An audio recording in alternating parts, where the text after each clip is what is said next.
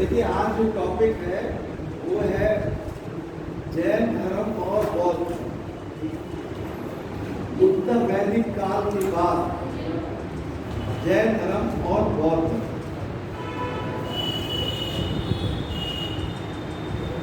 पिछला हमने पढ़ा था वैदिक काल यानी उत्तर वैदिक काल खत्म हो गया। तो उत्तर वैदिक काल का समय क्या 600 ईसा पूर्व 1000 ईसा पूर्व से पहले इस समय पे 600 ईसा पूर्व। हम थोड़ा सा आप लोगों को फिर से रिवीजन कर दे रहे हैं 5 मिनट के लिए। जो सिंधु वैदिक सभ्यता को बताया है वो हम आपको एक समरी टाइप को बता दे रहे हैं, क्योंकि थोड़ा कठिन है, बहुत से तथ्य लिखवा नहीं पाए, उसका नोट दे देंगे क्योंकि आपको समझना बहुत जरूरी है। तो हम जब सिंधु घाटी सभ्यता पढ़ते हैं तो उसके बारे में जो जानकारी हुई वो कैसे हुई,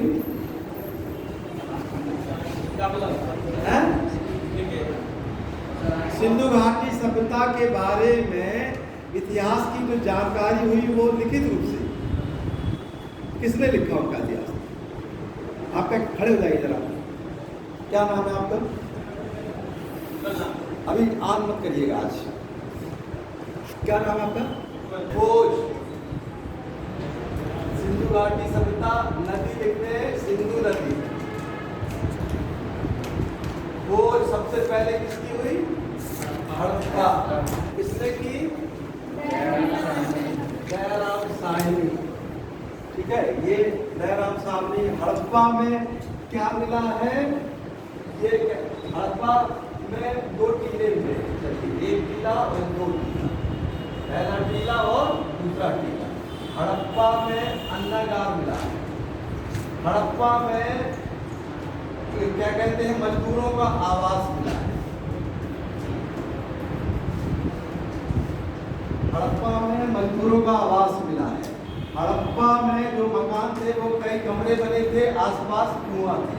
तो ये सब क्या लिखवा रहे हैं? तथ्य लिखवा रहे हैं। ठीक है, अगर हम तथ्य ऐसे लिखवा देंगे ना तो आपकी कहानी भर जाएगी 40 पन्ने की, और कभी भी कॉन्सेप्ट क्लियर नहीं होता। कॉन्सेप्ट क्लियर कैसे होता है? पहले शुरुआत में ही उसके विषय में जानना बहुत जरूरी है, तो उसका तुलनात्मक अध्ययन करना। ये जो हड़प्पा की खोज हुई उसके बाद वैदिक काल आया, 2 चीज। हड़प्पा का जो ज्ञान मिलता है वो खुदाई से, पुरातात्विक साक्ष्य से मिलता है। हड़प्पा में कई स्थल थे, मोहनजोदड़ो, हड़प्पा, लोथल, वहां से कई चीजें मिली, अलग अलग चीजें मिली। अब इसको ऐसे समझिए, मान लीजिए इसके बहुत इंपॉर्टेंट चीज हड़प्पा, मोहनजोदड़ो, हम इसको सिर्फ रिवीजन कर रहे हैं। मोहनजोदड़ो, आपका चंद्रजोड़ो, लोथल, कालीबंगा, ये हम लिखिए सुरकोटा, ये बहुत इंपॉर्टेंट स्थल है। ठीक है, खोज इनका दयाराम साहनी, ये राकेलदास। ठीक है, हड़प्पा में और मोहनजोदड़ो में बड़ी समानता थी। वहाँ जो मकान की खुदाई हुई, वहाँ जो कमरे थे 2, 3, 4 कमरे आपस में मिले हुए थे, बीच में आंगन था, घर के अंदर ही कुआं था। ये कॉमन वहाँ व्यवस्था थी। हड़प्पा में मजदूरों का आवास मिला है। ठीक है, मोहनजोदड़ो आते हैं। अब ऐसे समझिए, तुलनात्मक जब समझेंगे, मोहनजोदड़ो की खास विशेषता, यहाँ के जो मुख्य इमारत थी वो बहुत इंपॉर्टेंट थी। यहाँ की बहुत इंपॉर्टेंट इमारत कौन सी? स्नानागार। ये बहुत इंपॉर्टेंट थी, बहुत बड़ी थी। इसको एक धार्मिक स्थल के रूप में माना जाता था। इसकी जल पूजा होती थी और बहुत बड़ा अन्नागार था। अब यहाँ आ जाइए, हड़प्पा में कब्रिस्तान मिला है कि नहीं मिला है? मिला है। तो हड़प्पा में कब्रिस्तान मिला है। यहाँ कब्रिस्तान मिला है कि नहीं मिला है? यहाँ कब्रिस्तान नहीं मिला है। कब्रिस्तान नहीं मिला है। चंद्रजोड़ो में मिला है, लोथल में भी कब्रिस्तान मिला है, ऐसा नहीं है। कालीबंगा में भी अंत्येष्टि की 4 संस्कार मिलता है। ठीक है, लेकिन आपको कॉमन चीज, हड़प्पा को प्रेतों का टीला भी कहा जाता, सॉरी मोहनजोदड़ो को प्रेतों का भी टीला कहा जाता था और स्तूप का भी टीला कहा जाता था। तो ये जो प्रेतों का भी टीला कहा जाता था और स्तूप का भी टीला कहा जाता था मोहनजोदड़ो को। मोहनजोदड़ो की जो सड़कें थी वो संपूर्ण दिशा में काटती थी। मोहनजोदड़ो की जो सड़कें थी ज़्यादातर क्या थी, संपूर्ण दिशा में एक दूसरे को काटती थी। जो मकान बने थे वो सड़क के किनारे बने थे, सड़क के किनारे ही गली निकली हुई थी। जो दरवाज़ा निकलता था, जैसे दरवाज़ा निकला है वैसे ही गली के किनारे दरवाज़ा निकलता था। ये जब खुदाई से ऐसे साक्ष्य प्राप्त हुए हैं हड़प्पा के हम सामाजिक व्यवस्था में जाते हैं तो हड़प्पा का जब सामाजिक व्यवस्था देखते हैं तो वहाँ मूर्तियाँ बहुत मिलती हैं। तो जब खुदाई में बहुत सी मूर्तियाँ मिली, मूर्तियाँ किस किस चीज़ की बनी थी? अब आप मूर्ति पे आ जाइए सीधे। मूर्ति किस चीज़ की बनी थी? टेराकोटा। तो जैसे आपको एक नहीं बोलना है, जो चीज़ जानना है, ऑप्शन में एक तो आने वाला नहीं है। किस किस चीज़ की बनी थी? मिट्टी की बनी थी, कांसे की बनी थी, पत्थर की बनी थी, ठीक है, और सैलखड़ी की बनी थी। और तो ये मूर्ति का निर्माण, सर्वाधिक जो मूर्ति बनी थी मनुष्यों में वो नारी मूर्ति बनी है। इसीलिए जो मातृसत्तात्मक सभ्यता कहा जाता था कि नहीं कहा जाता था। पुरुष की भी मूर्ति मिली हुई है। तो नारी की सबसे फेमस मूर्ति कहाँ से मिली? मोहनजोदड़ो से। किस चीज की बनी थी? तांबे की बनी थी कि लोहे की बनी थी कि कांसे की? कांसे की बनी थी। 11.8 सेंटीमीटर लंबी कांसे की जो मूर्ति थी वो कहाँ से मिली थी? मोहनजोदड़ो से। शिव की जो मूर्ति मिली थी, शिव की क्या, ये आपका जो क्वेश्चन है, शिव की क्या मूर्ति मिली थी? मूर्ति मिली थी। अरे मूर्ति देखा जाए तो ये किंग ऑफ प्रीस्ट की मूर्ति मिली थी जो इसमें नहीं, पशुपति शिव की जो क्या मिला, माने शिव को कहाँ दर्शाया गया था? अभी आपसे पूछा जाए कि शिव की मूर्ति को कहाँ दर्शाया गया था, कहाँ माना गया था? मोहनजोदड़ो से मिला था, लेकिन किस रूप में मिला था? पत्थर की मूर्ति बनाई गई थी कि मोहर में बनाया गया था कि मिट्टी के बर्तन में बनाया गया था कि दीवार में? मोहर।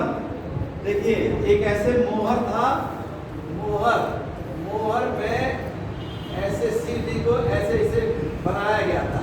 उनके दाहिने तरफ दो जानवर बनवाए गए थे, उन जानवर के क्या नाम थे?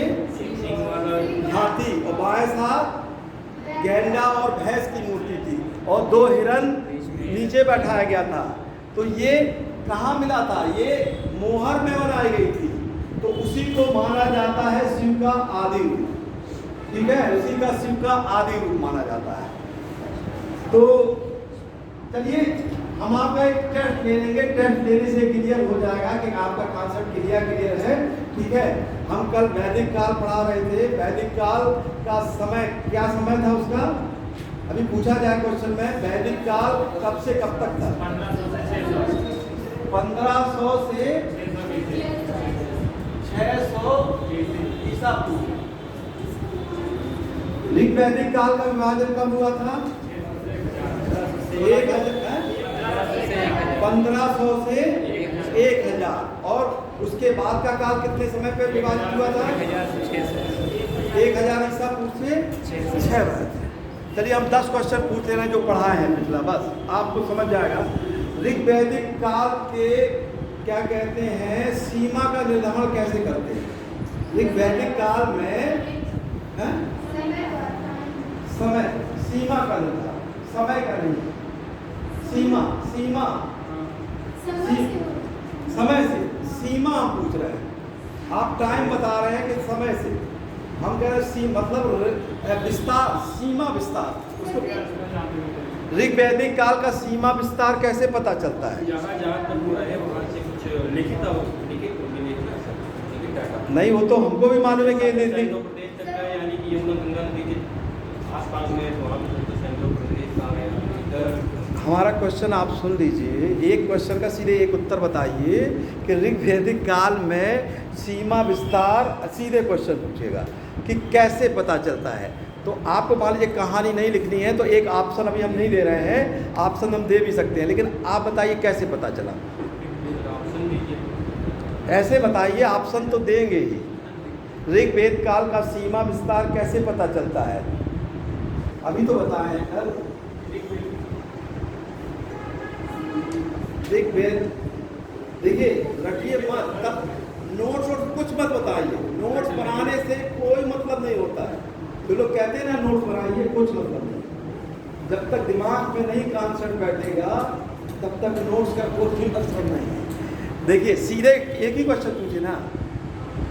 अब आपने सुनिए, आपने उत्तर दिया कि साहित्य से पता चलता है, तो उनके साहित्य से कैसे जाने? उन्होंने नदियों का उल्लेख किया है ना, तो नदियों का उल्लेख किया है ना, तो अब आप जागर भी पढ़े ही हैं, तो अब आप दिशा देख लीजिए कि कौन सी नदी कहाँ बहती है। तो उसमें सबसे पश्चिम में उन्होंने जो नदी लिखी है वो लिखी है करमू, उन्होंने लिखा है काबुल, उन्होंने लिखा है स्वास्तु। तो ये नदियाँ इस समय कहाँ बह रही हैं? अफगानिस्तान। देखिए ये मैप है, ये इंडिया है और ये क्या है अफगानिस्तान। ये अफगानिस्तान। तो भारत के किस दिशा में है? भारत के किस दिशा में है? उत्तर पश्चिम, मान लीजिए पश्चिम मान लीजिए, ठीक है। तो अब ऐसे समझिए कि ऋग्वेद का जो पश्चिमी सीमा विस्तार कहाँ से शुरू होता है? अफगानिस्तान में जो नदियाँ हैं, यानी गोमती, सुवास्तु, इन नदियों का उल्लेख है।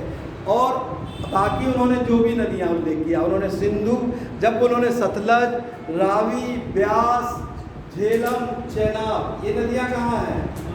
पंजाब में।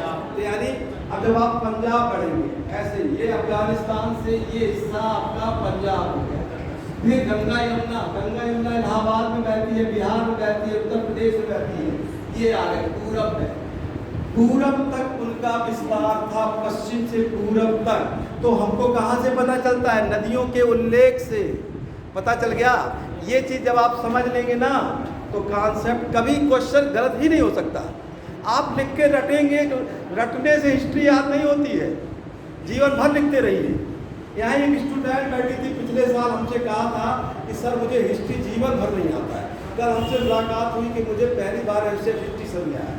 हम भी 5 साल एंशिएंट हिस्ट्री समझे, नहीं समझ में आया। लेकिन हम गलत तरीके से पढ़ते हैं ना, पढ़ाई का तरीका गलत है। आप उसको लिखवा दें, आप नोट कर लीजिए, रट लीजिए, क्वेश्चन आ गया, नहीं हम एक क्वेश्चन पूछ रहे हैं, आप उत्तर ही नहीं दे पा रहे, तो आपके लिखने से क्या मतलब? आपके पास 23 घंटा है ना पढ़ने का। अगर हम 1 घंटा ये समझा रहे हैं ना, इसका ये मतलब है कि आप समझिए, कॉन्सेप्ट समझिए। तो ऋग्वैदिक काल में हर इतिहास का पहला ही क्वेश्चन यही आता है कि किस चीज़ का सीमा विस्तार कहाँ है। ये पहला ही क्वेश्चन आता है। इतिहास किस चीज़ में पढ़ा जाता है? इतिहास को क्वेश्चन जब उठाएंगे आप नाम भूल जाइए कि उनका नाम चंद्रगुप्त मौर्य, उनका लड़का अशोक था, तो बिंदुसार, फिर अशोक, ये तो हमको रटा हुआ है, हम आपको पूरा रटा कहानी। लेकिन आप कॉन्सेप्ट से समझिए कि कैसे हमको इतिहास पढ़ना है, कैसे नक्शे से पढ़ना है, कैसे IAS में ये क्वेश्चन आएगा। तो पहले समय सीमा विस्तार आप कल भी नोट किया, मान लीजिए आज भी नोट करा लिए, ऐसे नहीं। आप समझिए, हमारे क्वेश्चन का उत्तर नहीं दे रहे हैं, इसका मतलब है कि आप ध्यान से पढ़ना नहीं चाह रहे, एकदम ध्यान से पढ़िए, समझिए। तो ऋग्वेद काल का सीमा विस्तार होता है। अब ऑप्शन में कैसे रहेगा? ऑप्शन में ये रहेगा, जैसे किसने कहा था समय, समय के द्वारा, चलिए ये सही हो जाएगा। बी, नदियों के उल्लेख के द्वारा। तीसरा, राजा के आक्रमण के द्वारा। चौथा, राजा के विजय क्षेत्र के द्वारा।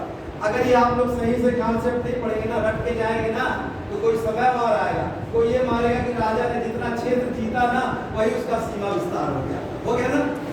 ऐसे नहीं पढ़ना, सीधे कॉन्सेप्ट से पढ़ना। इतिहास को कॉन्सेप्ट से पढ़िए। बस 5 मिनट और बता रहे हैं इसके बारे में। तो वैदिक काल का हम क्या समझ गए? सीमा विस्तार समझ गए। अब वैदिक काल का जब सीमा विस्तार समझ गए, वैदिक काल को 2 भागों में विभाजित कर दिया गया। 2 भागों में क्यों विभाजित किया गया? बताइए, आज हमारा क्वेश्चन ही रहेगा, पढ़ाएंगे तो ही हम चाहे 1 घंटा एक्स्ट्रा पढ़ा देंगे, लेकिन हम वैदिक काल को 2 भागों में किस आधार पर बांटा गया है? उत्तर वैदिक काल में लोग एक खोज में। इसका उत्तर कौन देगा? बहुत सीधा क्वेश्चन ना पूछ रहे हैं। वैदिक काल को 2 भागों में किस आधार पर बांटा जाता है? ऑप्शन दे दें? अगर पहले 1 सेकंड सोच लीजिए, ऑप्शन पे डिपेंड कभी मत रहिए।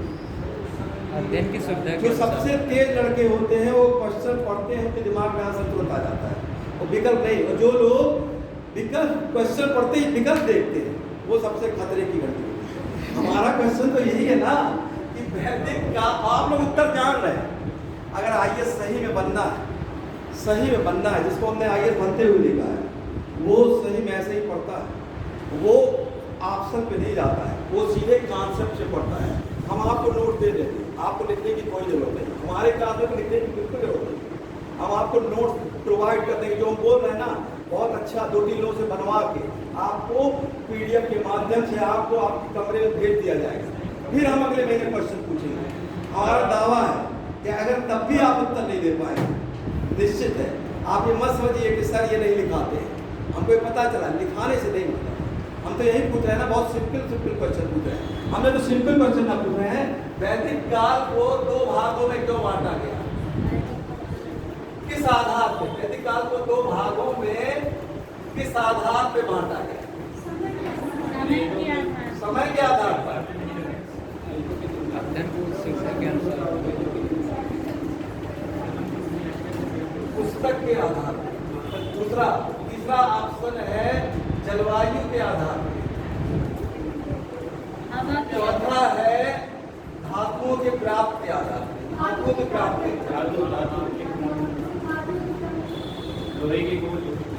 अब आप में से 4 में से आप उत्तर बताइए। चलिए, इसमें से एक सही है। वैदिक काल को 2 आधार पे क्यों बांटा गया? चौथा, चौथे वाले हाथ उठा दीजिए। 1 2 3 4 5 6 7। पहला वाला समय क्या था? अभी तो कोई कह रहा था समय का।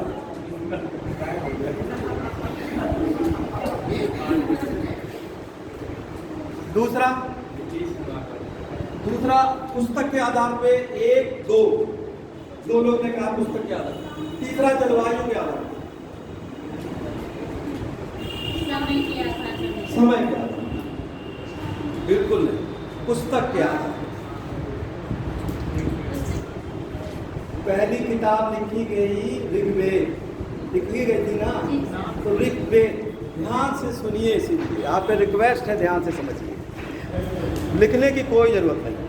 कछुआ की चाल से चलिए, हम एक्स्ट्रा क्लास ले लेंगे, लेकिन आपको हमारा उद्देश्य सिर्फ ये नहीं है कि हम पढ़ा के चले जाएं, पैसा हमारे जेब में मिल जाए।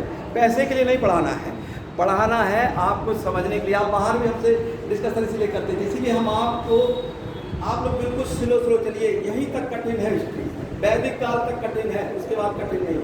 वैदिक काल तक जो इतिहास समझ गया, आज का टॉपिक तो सबसे इजी है जो पढ़ाने जा रहे थे, लेकिन हमने सोचा मन में कि आप लोग से क्वेश्चन ही पूछ लें। देखिए, वैदिक काल का जो इतिहास पता चलता है हमको, वो साहित्य के आधार पे तथा पुरातत्व के पर। लेकिन साहित्य में उनकी एक किताब उस समय लिखी गई, पहले वो लिखी गई ऋग्वेद, वो उसका काल माना जाता है 1500 से 1000 ईसा पूर्व। फिर उसके बाद और 3 और पुस्तक लिखी गई, सामवेद, यजुर्वेद, अथर्ववेद, और उनके साथ ही साथ और भी उसका ट्रांसलेट हुआ ब्राह्मण ग्रंथों में, आर्य ग्रंथों में और उपनिषद में। ये तीनों लिखा गया 1000 से 600 ईसा पूर्व। तो पुस्तक में जो इनकी जो रचनाएं हुई, उसी रचनाओं के आधार पे ये विभाजन कर दिया गया कि 1500 से 1000 ईस्वी का काल है ऋग्वैदिक काल, जिसमें सिर्फ ऋग्वेद पुस्तक लिखी गई। उसके बाद उत्तर वैदिक काल में 3 पुस्तक और लिखी गई, सामवेद, यजुर्वेद, अथर्ववेद और ब्राह्मण ग्रंथ, आर्य ग्रंथ और क्या लिखा गया? उपनिषद, इसका काल कितना हो गया? 1000 से 600। तो ये क्या हुआ? पुस्तक हो गई। तो विभाजन किस आधार पे हुआ? पुस्तक के आधार। अब क्लियर हो गया? सर 1500 भी क्यों लिया गया? हैं? कुछ ऋचाओं की रचना तो सर 2700 और 3700 ईसा पूर्व में हो गई थी। ऋग्वेदिक की कुछ ऋचाओं की रचना 3700 से 2700 ईसा पूर्व तक ही हो गई। मतलब पहले मैंने पीछे से पढ़ा था, मतलब प्रैक्टिस सेट मार रहा था, तो कुछ ऋचाओं की रचना मतलब 3700 से 2700 बीसी के आसपास हो गई थी। तो यहाँ से मानना चाहिए था ना ऋग्वेदिक काल को, 3700 से लेकर के 1000 तक। हाँ, चलिए आपका उत्तर दे दे। देखिए 500 साल। ये आन है? जी हाँ नहीं सर।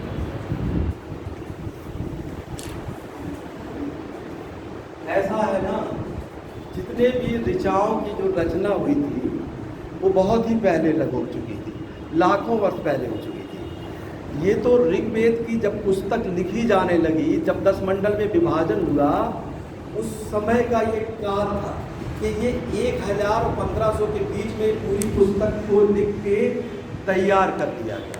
ये ऋग्वेद के काल था। ये सिर्फ वहाँ पे एक मंत्र की रचना नहीं की गई थी। एक किताब जब आप लिखते हैं ना, कोई किताब लिखना शुरू किया आप, तो उस किताब को जब पूरा करते हैं ना, तो उस किताब का एक समय होगा। आज ये किताब लिखना शुरू किए और अगले साल ख़त्म करिए। जो रचनाएं पहले लिखी गई थी, उस रचनाओं को आपने आज ही लिखना शुरू किया उस किताब में, तो उस किताब का काल है, उस मंत्र का नकाल नहीं कह रहे हैं, ऋचाओं का। उस ऋचाओं को क्या किया? एक पुस्तक का रूप दे दिया गया, ऋग्वेद काल। और ये ऋग्वेद काल का जो जब पुस्तक में लिखा गया, तब उसका समय था 1500 ईसा पूर्व से 1000 ईसा। ये क्या कहते हैं, स्वाभाविक रूप से इसी को मान लिया गया। इसके बाद आता है उत्तर वैदिक काल। उत्तर वैदिक काल में बाकी पुस्तक की रचनाएं हुई, जिसमें ब्राह्मण ग्रंथ है, 3 वेद और हैं, और आर्य ग्रंथ है, और उपनिषद है। तो ये आपका ये दूसरा क्वेश्चन। अब तीसरा क्वेश्चन हमारा है, तीसरा क्वेश्चन है कि ऋग्वैदिक काल को कितने भागों में बांटा गया?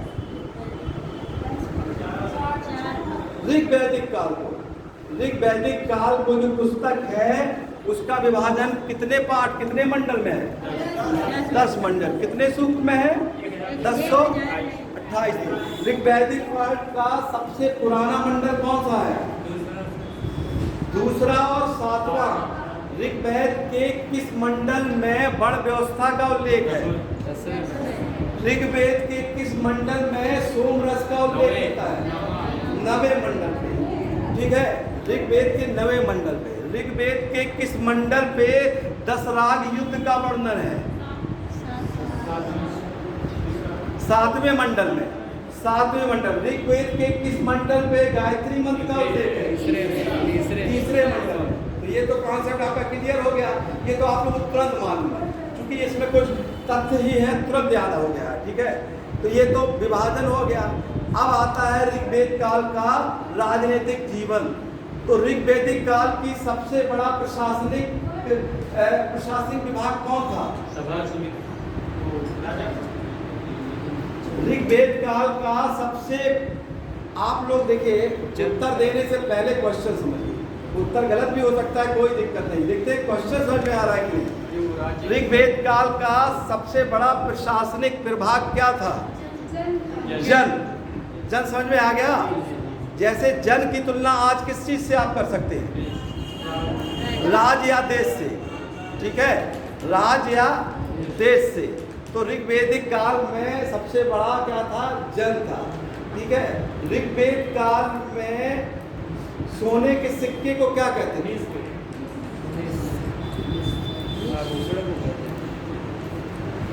सोने का सिक्का नहीं चलता था, तो हमने बता चुके हैं, सिक्का चलता ही नहीं था। तो निष्क क्या था? निष्क क्या था? सोने के ढेर को निष्क कहते थे। समिति क्या थी? सभा क्या थी?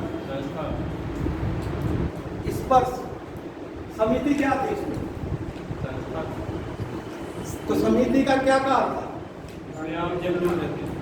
आम जन लोग रहते थे। काम क्या करती थी? अरे जो लोग सफाई करती है, राजा का चुनाव करती थी। तो वही तो लोकसभा ठीक है। नहीं करती है सर। हैं? लोकसभा ही तो नहीं करती है। लोकसभा वही तो मैं बोला कि समिति को लोकसभा का रूप दिया गया है सर। आपने कहा, देखिए आप क्वेश्चन को उल्टाते हैं। हमने पूछा समिति क्या है, आप कहते हैं लोकसभा। एक सेकंड। लोकसभा राजा का चुनाव करती है, हम आपकी बात मान लेते हैं, सही है ये चीज। एक सेकंड, आपने कहा लोकसभा राजा का चुनाव करती है, सही है उत्तर। एक सेकंड, आप ही ने तो कहा कि लोकसभा राजा का चुनाव करती है, सही है? नहीं, लोकसभा प्रधानमंत्री का चुनाव नहीं करती है। जनता करती है सर। ठीक है, जनता भी प्रधानमंत्री का चुनाव नहीं करती है भारत में। एक सेकंड, आप अभी कॉन्स्टिट्यूशन पढ़े हैं, हम अभी बाहर समझा देंगे। ठीक है, जनता भी प्रधानमंत्री का चुनाव नहीं करती, जनता लोकसभा के सदस्य को चुनाव जिताती है।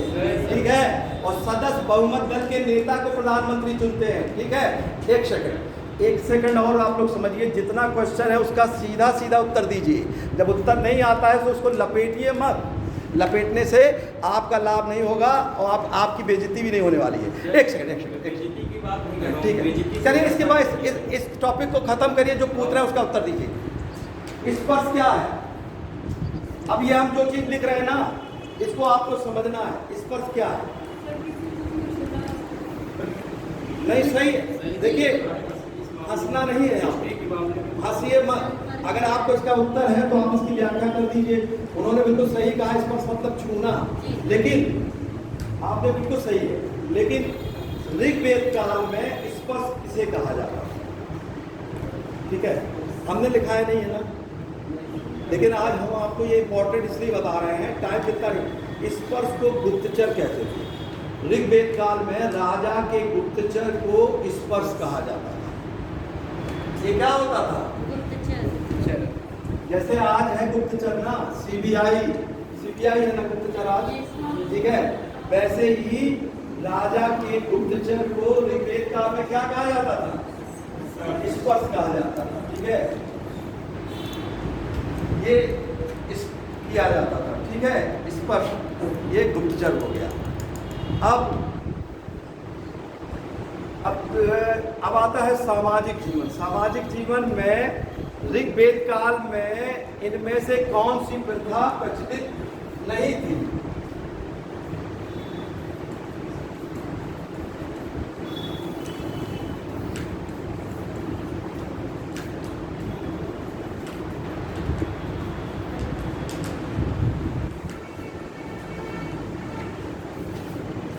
बहु विवाह, नियोग प्रथा, सती प्रथा, दास प्रथा।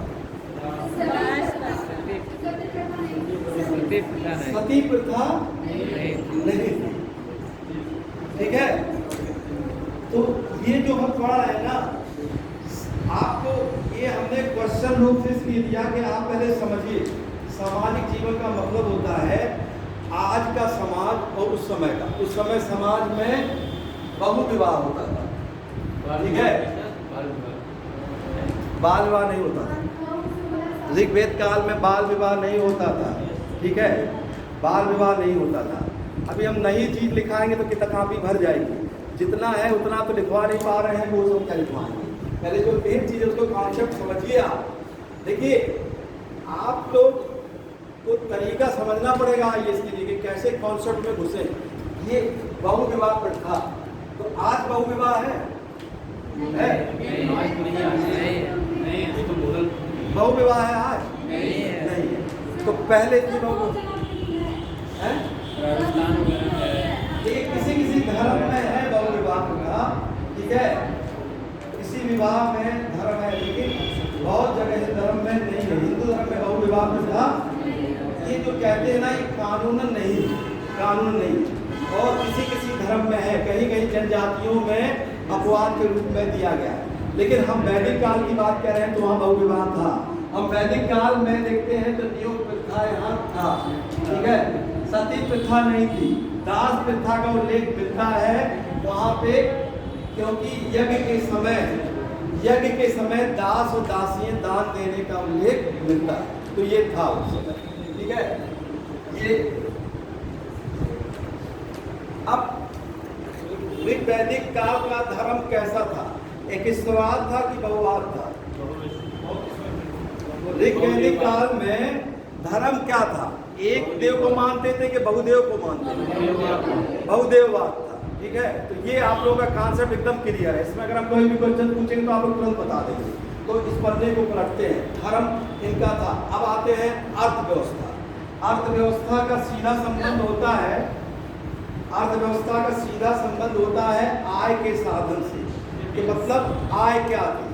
ठीक है, तो आय का पता कैसे पता चलता है? ऋग्वेद में कैसे पता चला आय का साधन? कर के रूप में लिया है? कर के रूप में अनाज दिया जाता था। क्या दिया जाता था?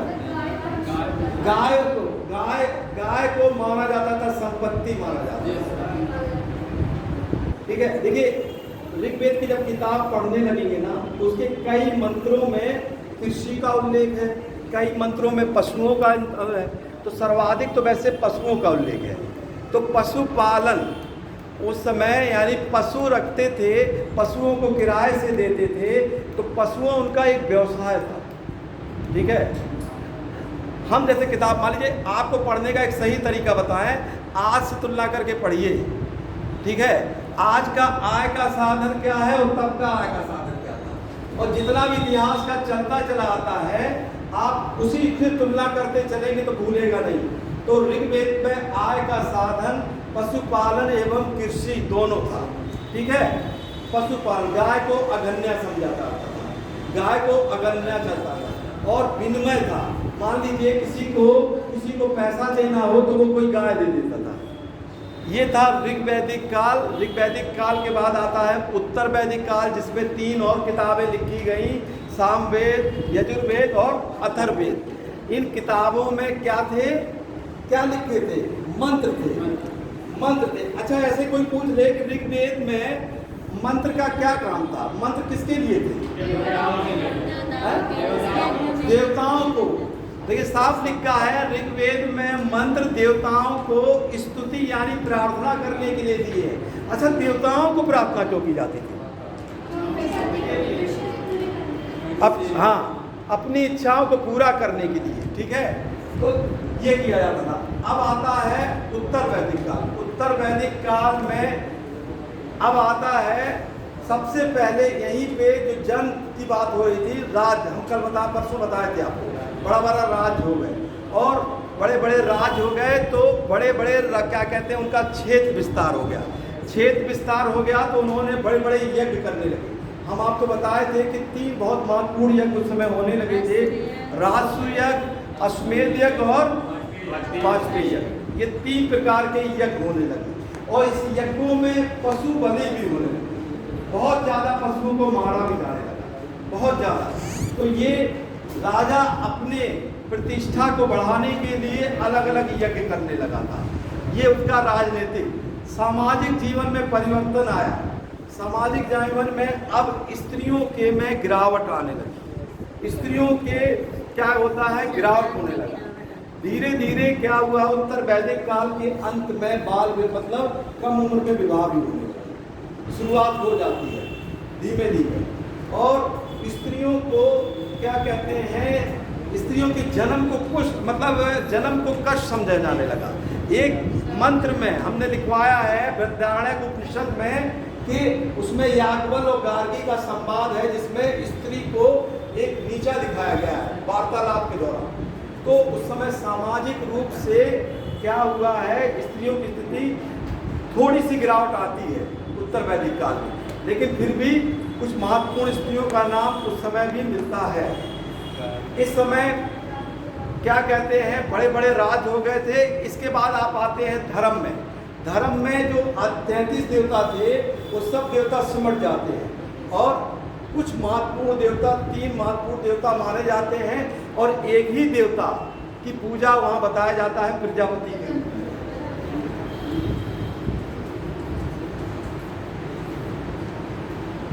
प्रजापति के रूप में कल हम आपको बता दिया गया था, हमने आपको 4 प्रकार के आश्रम व्यवस्था भी बता दिए थे। अब आपका जो आज का टॉपिक है वो है 600 ईसा पूर्व के बाद का इतिहास। यानी जैनिज्म और बौद्ध। जैन धर्म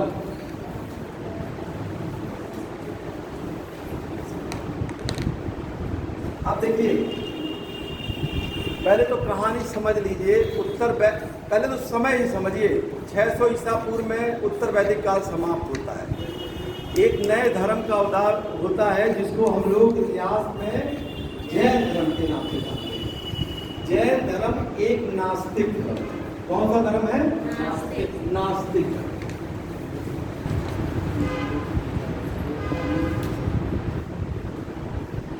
जैन धर्म नास्तिक धर्म है। जब बहुत ज्यादा यज्ञ होने लगे उत्तर वैदिक काल में, बहुत यज्ञ होने लगे। यज्ञ होने के कारण पशुओं की बहुत बलि होने लगी। इससे क्या हुआ? व्यापारियों के लिए बहुत संकट हो गया। कोई भी व्यापारी ये नहीं चाहता था कि उसके पशुओं की हत्या की जाए। इसलिए धीरे धीरे व्यापारियों का मोह वैदिक धर्म से हटता गया। उसी समय एक विचारधारा पैदा हुई जैन धर्म की। जैन धर्म बहुत प्राचीन धर्म है, बहुत प्राचीन धर्म है। जैन धर्म के जो संस्थापक हैं उनका नाम क्या नाम था उनका? ऋषभदेव। ऋषभदेव या उनको आदिनाथ भी कहा जाता है।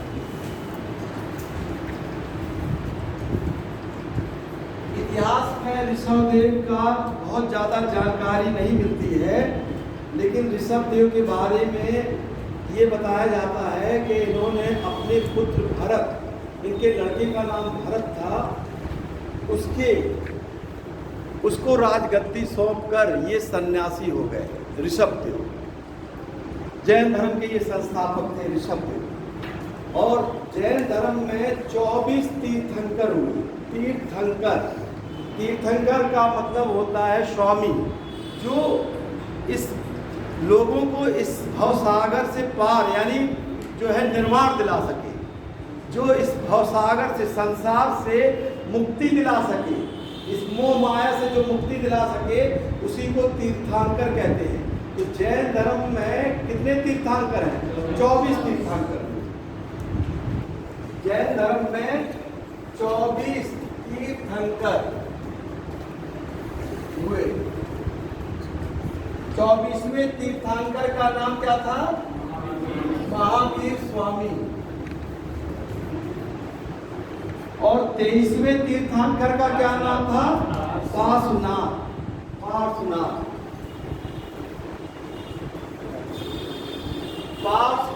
महावीर स्वामी से 250 वर्ष पहले हुए थे। इनका जन्म काशी में हुआ था, बनारस में।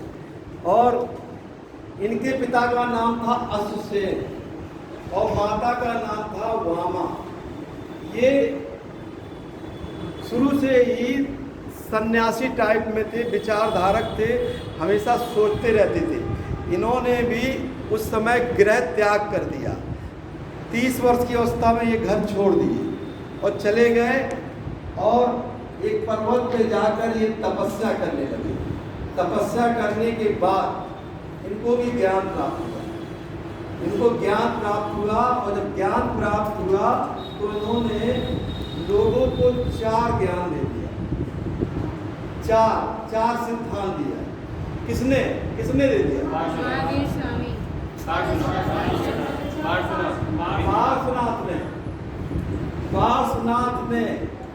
पार्श्वनाथ ने क्या दे दिया? एक मिनट बंद करिए, जरा इसको बंद कर दीजिए। पानी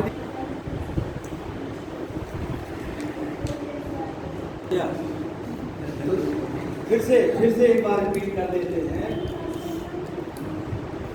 ध्यान से सुनिए।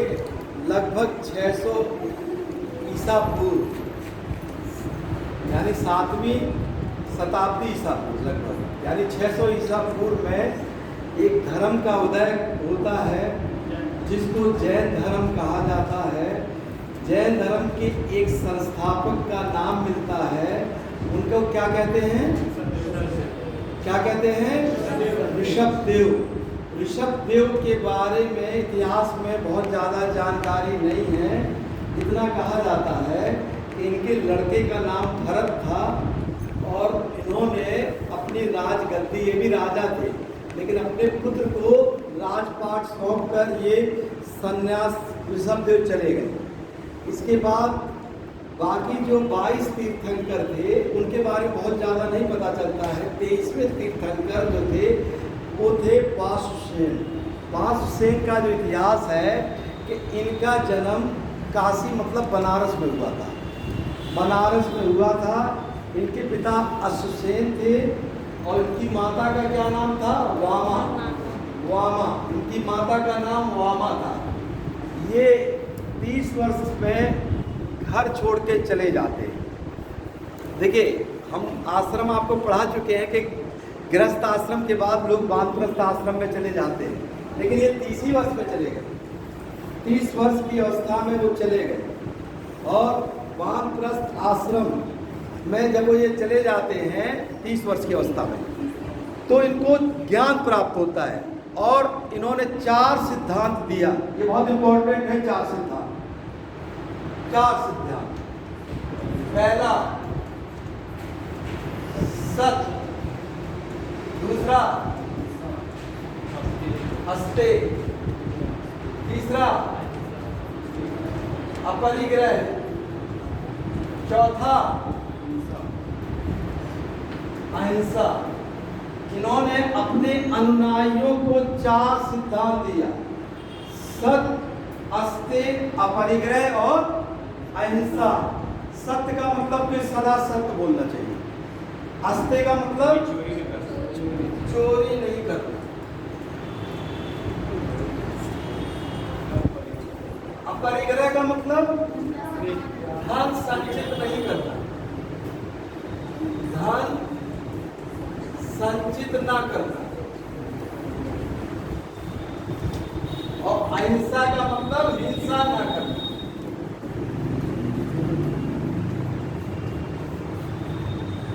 इन्होंने अपने अनुयायियों को 4 सिद्धांत दे दिया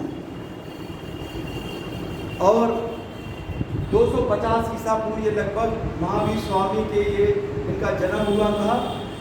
और इनका इतिहास बस इतना ही है, बहुत ज़्यादा जानकारी नहीं है। वास्तव में जैन धर्म को का जो विकास किया वो किया महावीर स्वामी ने। जब महावीर स्वामी का जन्म हुआ, महावीर की स्वामी का जन्म के इतिहास के बारे में भी अलग अलग घटनाएं हैं। इतिहास में उस समय ये एकदम तिथि पूर्वक ज्ञान नहीं होता है कि उनका जन्म कब हुआ, लेकिन 2 डेट लिखी जाती है। वो 2 डेट हम आपको बता देंगे कि उनका जन्म कब हुआ। महावीर स्वामी, इनका इतिहास आप लोग लिख देते हैं। इनका जन्म हुआ लगभग 599 ईसा पूर्व। 599 ईसा पूर्व लगभग इनका जन्म हुआ, महावीर स्वामी का। महावीर स्वामी का जन्म कहाँ हुआ? वैशाली के कुंडग्राम में इनका जन्म हुआ। इनकी माता का क्या नाम था? त्रिशला या विदेदत्ता। इनकी माता का नाम था त्रिशला या विदेदत्ता। इनके पिता का क्या नाम था? सिद्धार्थ। इनके पिता का नाम सिद्धार्थ। इनकी पत्नी का क्या नाम था? यशोदा। इनकी पत्नी का क्या नाम था? यशोदा। इनको एक लड़की पैदा हुई, उसका क्या नाम था? प्रियदर्शना।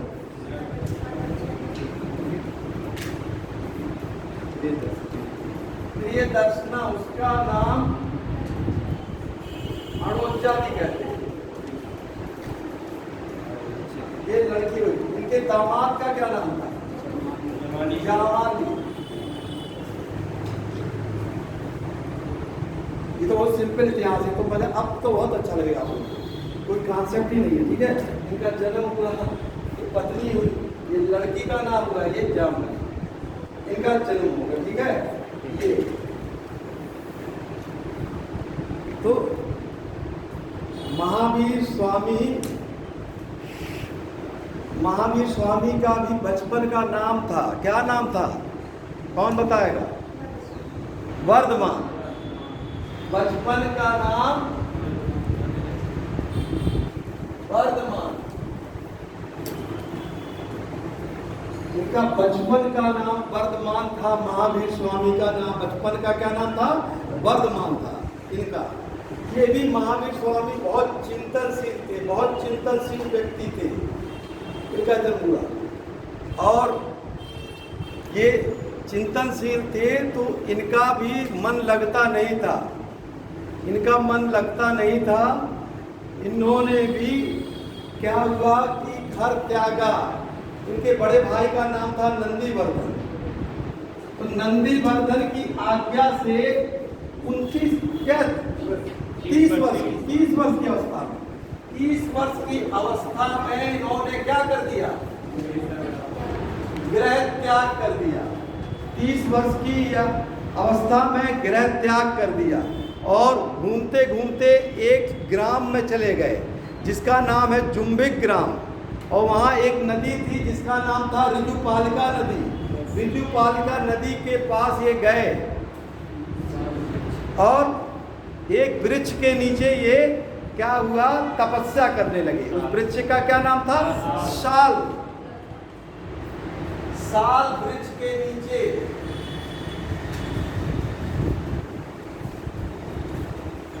तपस्या किया।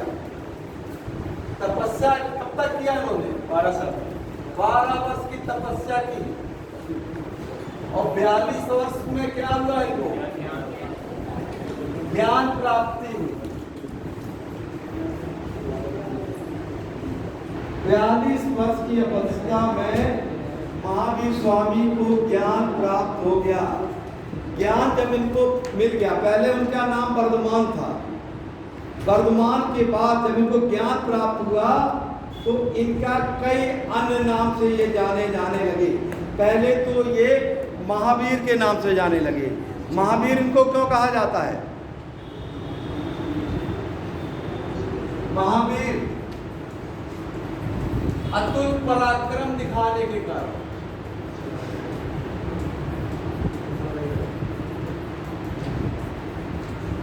महावीर कहा जाने लगा। अतुल पराक्रम।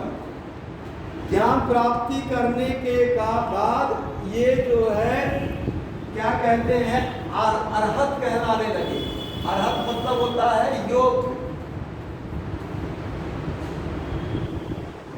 ज्ञान प्राप्ति करने के बाद एक शब्द और आता है जो इनके लिए कहा जाने लगा, जिन। जिन का क्या मतलब होता है? विजेता। विजेता।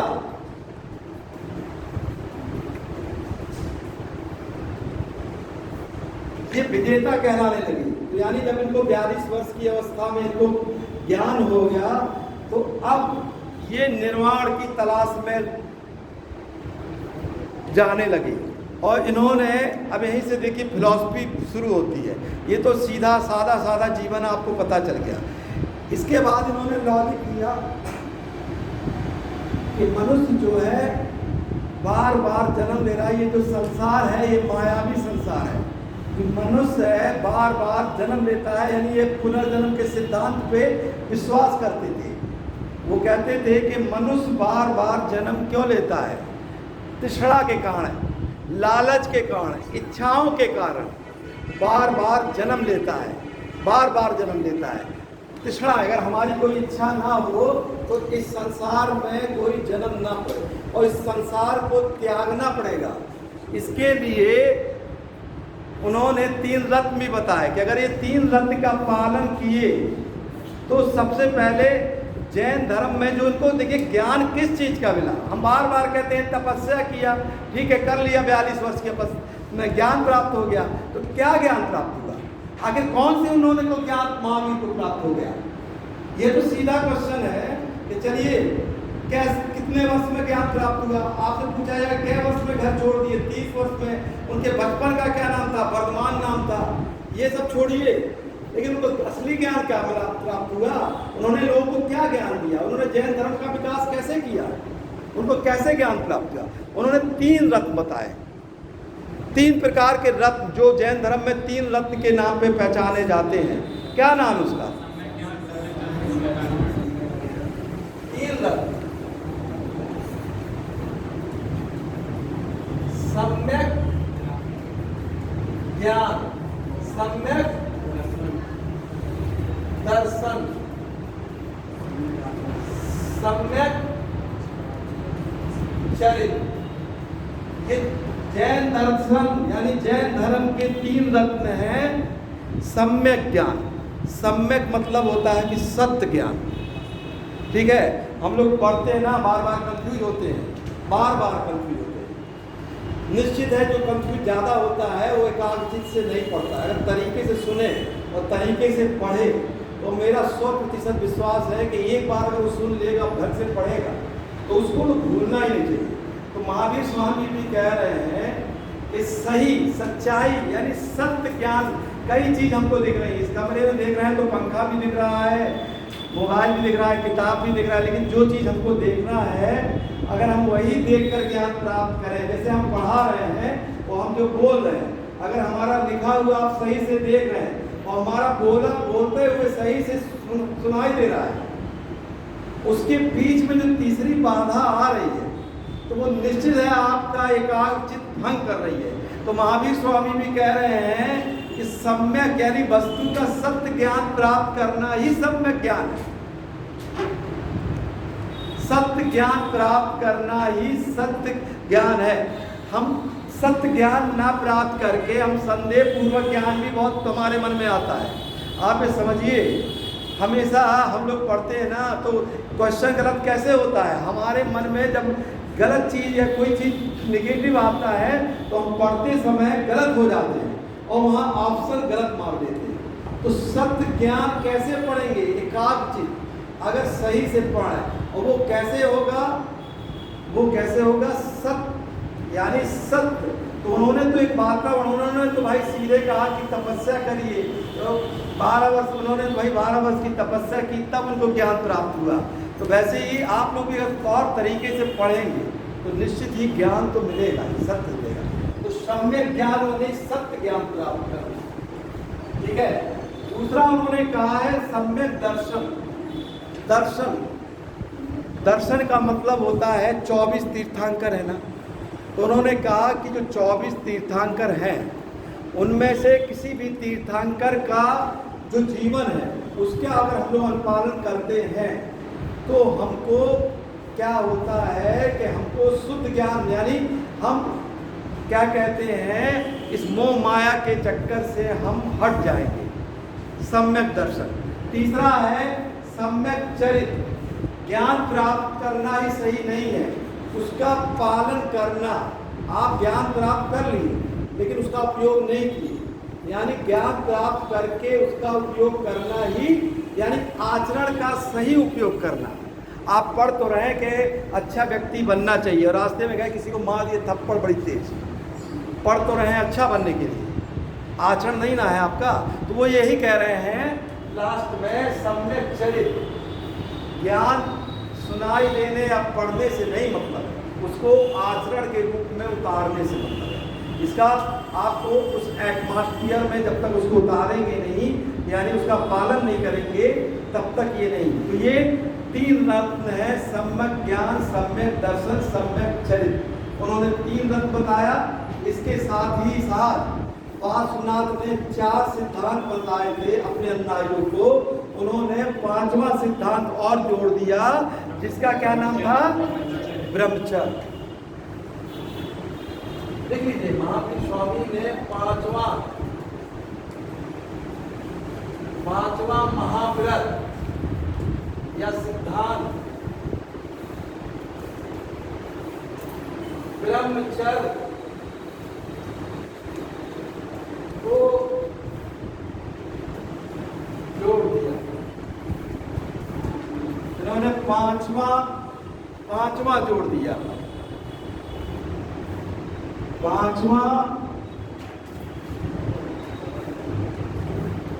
पांचवा इन्होंने जोड़ दिया। महावीर स्वामी ने बताया कि आखिर जन्म क्यों होता है, हमारी इच्छा जो हमारी तृष्णा है।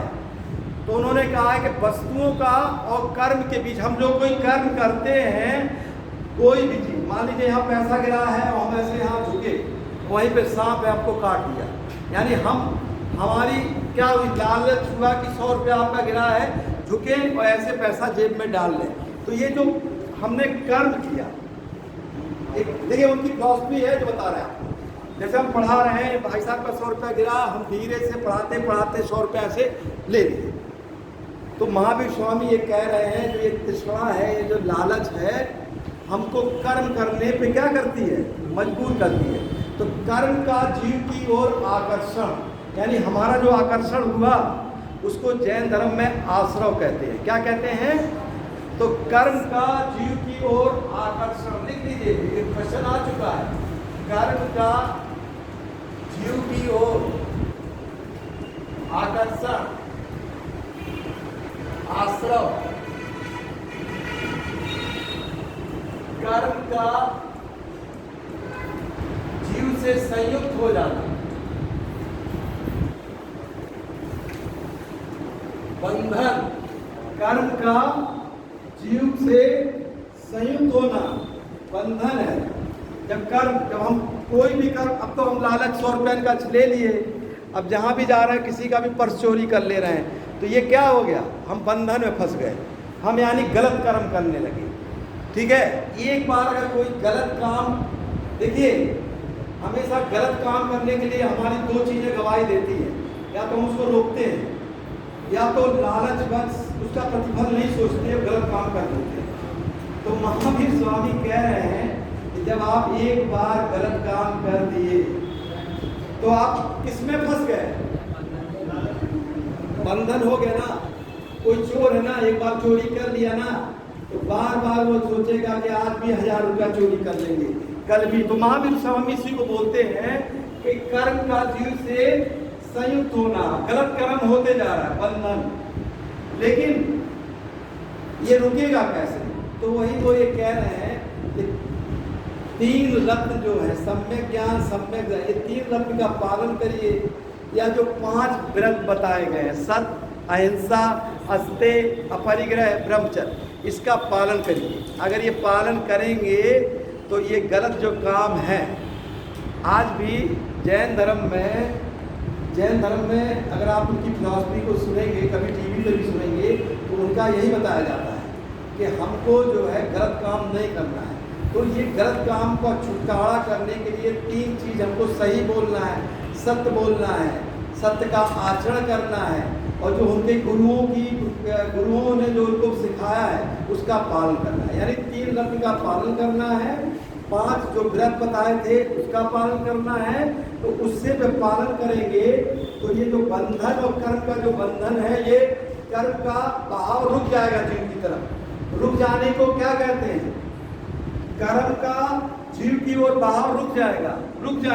अब हम इधर नहीं दौड़ेंगे, 100 रुपये के लिए नहीं दौड़ेंगे, और जब हम नहीं दौड़ेंगे 100 रुपये की तरफ, तो ये रुक गया, मेरा हाथ ये रुक गया यहाँ पे, और ये रुक गया, तो उसको उन्होंने बताया है, ये देखिए जो मैं बता रहा हूँ ना, ये IAS में क्वेश्चन आ चुका है, इसको कहते हैं शवर, कर्म का जीव की ओर रुक जाना। लिख लीजिए, कर्म का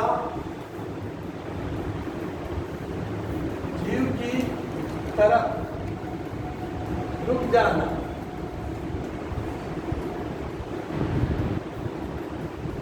सवर, यानी आप 3 रत्न का पालन करने लगे, आप व्रत धारण करने लगे, तो अब आप गलत कर्म नहीं करेंगे। लेकिन क्योंकि आप गलती तो पहले कर ही चुके थे, तो मन में तो गलती का एक जीव तो है ही है, यानी आपको सफाई करना है, एकदम दिमाग का सफाई करना है। तो तब एकदम अंतिम अवस्था होती है कि जब हमारा पूरा जो गलत चीज़ है वो दिमाग से चला जाए, हमारा शरीर एकदम क्या कहते हैं, कोई गलत काम ही न रहे। उस अवस्था को महावीर स्वामी ने कहा है निर्जरा, अंतिम। लिख लीजिए कि पहले से विद्यमान कर्म, पहले से जीव में विद्यमान कर्म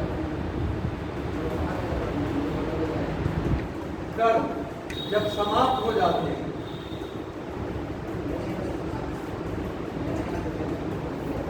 उसे क्या कहते हैं? निर्जरा। तो उसे निर्जरा कहते हैं।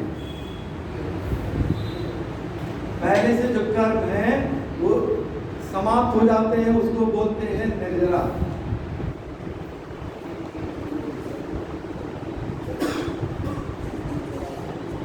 महावीर स्वामी ने अपने धर्म का प्रचार प्रसार किया, कई जगह वो भी गए, उन्होंने किया। उनके पहले शिष्य उनके दामाद ही थे, जिनका नाम था जामल। पहले शिष्य का क्या नाम था? तो शॉर्ट कीजिएगा, पहले शिष्य जामल। और पहली महिला शिष्य का क्या नाम था?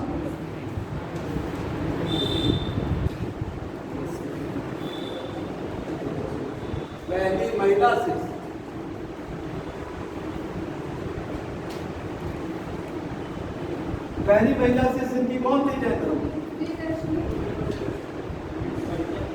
है?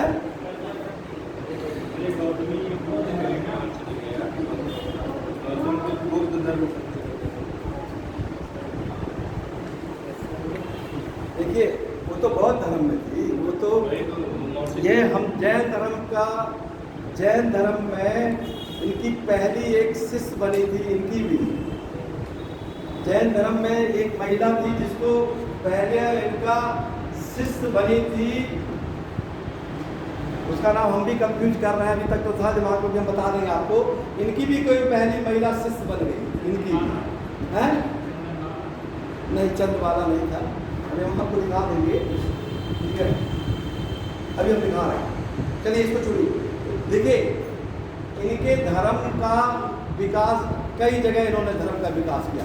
इनके धर्म का भी विरोध किया। सबसे पहले विरोध करने वाले थे जामली। देख लीजिए, जैन धर्म का सबसे पहले विरोध किया जामली। जैन धर्म का सबसे पहला विरोध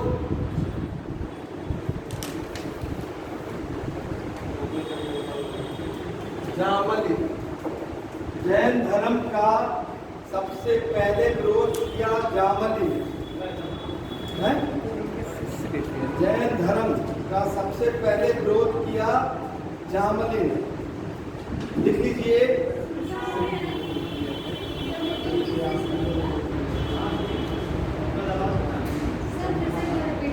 जैन धर्म का सबसे पहले विरोध किया था जामली, उनके दामाद ने। तो क्या हुआ? बाद में उनका विरोध करने लगे। ये बात नहीं है। देखिए, क्वेश्चन पहले शिष्य थे, लेकिन बाद में विरोध किया। अगर आप विरोध करने का कारण है, जब कोई उसका कारण उन्होंने बताया है कि कोई काम जब शुरू हुआ तो बीच में मान लीजिए कोई काम खत्म होगा थोड़ी देर बाद, लेकिन महावीर स्वामी ने कुछ ऐसा नियम बना दिया कि बीच में भी आप हट सकते हैं, काम पूरा मान सकते हैं। इसी पे जामली ने इनका विरोध कर दिया कि करते करते इस काम समाप्त नहीं होगा, जब तक कोई काम पूरा ना हो जाए तब तक उसको समाप्त नहीं माना जाएगा। तो इसलिए उनके जो दामाद हैं उनका पहले ही विरोध कर दिया। जैन धर्म का सबसे पहले विरोध किया जामली ने। दूसरा विरोध, जैन धर्म का दूसरा विरोध किया तीसगुप्त ने। जैन धर्म का दूसरा विरोध किया तीसगुप्त ने।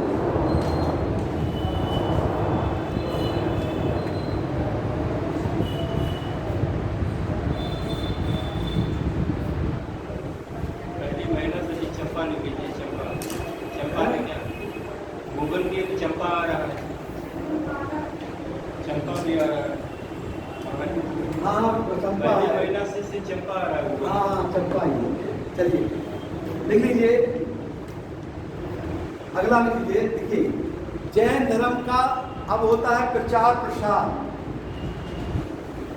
जैन धर्म का देखिए प्रचार प्रसार होता है। जैन धर्म 4वीं शताब्दी जैन धर्म में प्रचार प्रसार का कैसे किया गया? एक संघ बनाया गया। संघ क्यों बनाया गया? क्योंकि इनका प्रसार प्रसार अनेक राजाओं के लिए किया जाना था। तो इसका प्रचार प्रसार शुरू हुआ, और इसका प्रचार प्रसार जब शुरू हुआ तो जब चंद्रगुप्त मौर्य के समय इसकी इस जैन धर्म की पहली सभा हुई 4th शताब्दी ईसा पूर्व में, और उस सभा के अध्यक्ष थे स्थूलभद्र। उस समय जैन धर्म 2 भागों में विभाजित हो गया। किस किस भाग में? श्वेतांबर और दिगंबर। देख लीजिए 4th शताब्दी ईसा पूर्व, 4th शताब्दी ईसा पूर्व में जैन धर्म 2 भागों में विभाजित हुआ।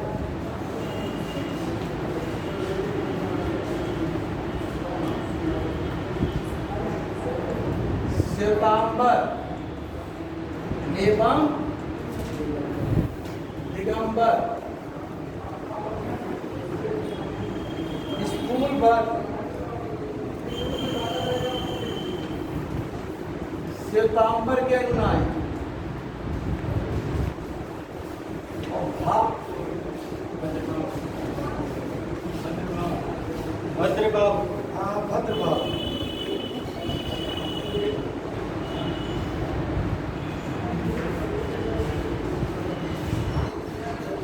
ये आपका देखिए भद्रबाहु, भद्रबाहु ये क्या हो गए? दिगंबर के। ये 2 भागों में बट गया जैन धर्म। श्वेतांबर उस समय जब 2 भागों में बटा था तो कौन राजा थे? चंद्रगुप्त मौर्य। और कब विभाजित हुआ? देखिए समय पूछा जाता क्वेश्चन। 4th शताब्दी ईसा पूर्व, लगभग 300 ईसा पूर्व के आसपास ये 2 भागों में बट गया, एक दिगंबर और एक श्वेतांबर। श्वेतांबर लोग श्वेत वस्त्र धारण करते थे, दिगंबर लोग कोई वस्त्र धारण नहीं करते थे। जैन धर्म में तपस्या का बहुत महत्व था। जैन धर्म में तपस्या का इतना अधिक महत्व था कि तपस्या करके अपने प्राण को भी त्यागा जा सकता था। जो व्यक्ति जैन धर्म में तपस्या करके प्राण को त्याग देता था उसको कहा जाता था, उस पद्धति को क्या कहा जाता था? संलेखना। संलेखना पद्धति लिख लीजिए, संलेखना। जैन धर्म में तपस्या करके, जैन धर्म में तपस्या करके प्राण त्याग करना संलेखना विधि क्या थी? जैन धर्म में तपस्या करके प्राण त्याग करना संलेखना कहलाता था।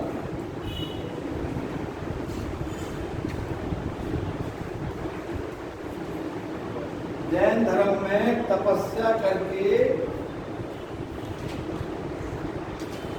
प्राण त्याग करना तपस्या को क्या कहते हैं? संलेखना कहा जाता था। ये इनका 2 संप्रदाय था। इसी समय देखिए जैन साहित्य कई किताबें लिखी गई। जैन साहित्य को 12 अंगों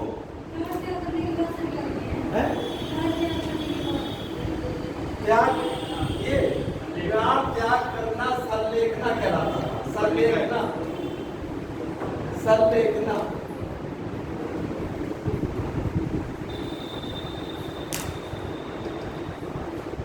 अभी ये एक बार ये मुद्दा सुप्रीम कोर्ट में उठा था कि प्राण त्याग करना क्या आत्महत्या है?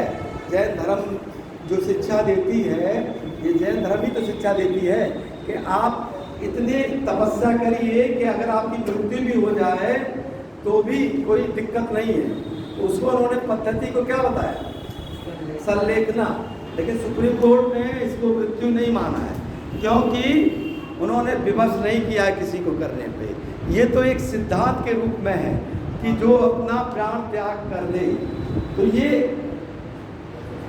संलेखना का था। 4th शताब्दी ईस्वी पूर्व में जब जैन धर्म 2 भागों में विभाजित हुआ, उसी समय जैन धर्म के साहित्य को 12 अंगों में विभाजित किया। देख लीजिए 4th शताब्दी शताब्दी ईसा पूर्व में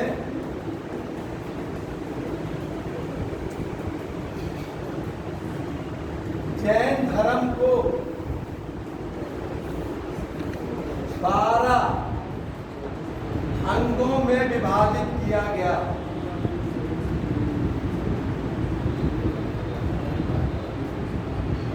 12 अंगों में, यानी जो उनकी धर्म थी जैन धर्म के साहित्य को, सॉरी इसमें साहित्य लिख दीजिए, के साहित्य को, साहित्य लिख दीजिए, के साहित्य को। ये क्वेश्चन आता है कि 12 अंगों में विभाजन कब हुआ? जैन धर्म। ये प्रथम सभा कहाँ आयोजित हुई थी? पाटलिपुत्र में। प्रथम सभा ये कहाँ आयोजित हुई? पाटलिपुत्र में। इसकी अध्यक्षता आपको बता चुके हैं, कौन किया था? स्थूलभद्र।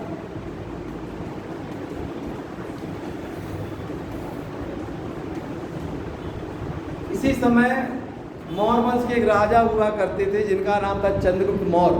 वो अपने गुरु थे भद्रबाहु, उनके साथ वो दक्षिण भारत चले जाते हैं। कहाँ? कर्नाटक के सिरवण बेलुगोला। वहीं पे जाके चंद्रगुप्त मौर्य भी तपस्या करने लगते हैं और तपस्या करते करते उनकी भी मृत्यु हो जाती है 12 वर्ष के पश्चात। तो ये आपका देखिए जैन धर्म था। अब हम आपका देखिए लगभग टाइम तो हो ही गया है। हाँ, अब हम आपको फिर 5 मिनट 10 मिनट इसलिए देते हैं ना कि कॉन्सेप्ट क्लियर करना बहुत जरूरी है, ठीक है। बहुत सी चीज़ें इंपॉर्टेंट छूट जाती हैं, लेकिन कॉन्सेप्ट करना जो है बहुत जरूरी है। तो आपको अगर कोई चीज़ समझ में नहीं आए तो आप पूछ सकते हैं।